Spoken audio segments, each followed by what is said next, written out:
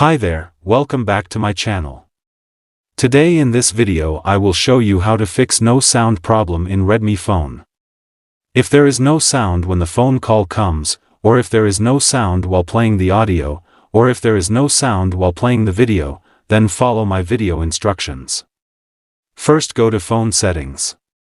And then go sound and vibration. Here make sure the sound is on the volumes. And also make sure that silent mode and do not disturb mode are turned off.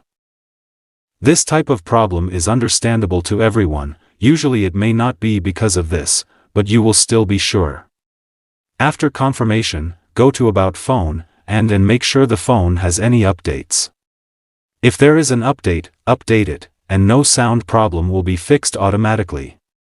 Besides, if the sound does not come due to hardware reasons, then you have to go to any nearest repairing shop. If you think this simple video is helpful for you, please like and comment the video, and if you want to get more update video, then please hit the subscribe button and turn on all notifications icon.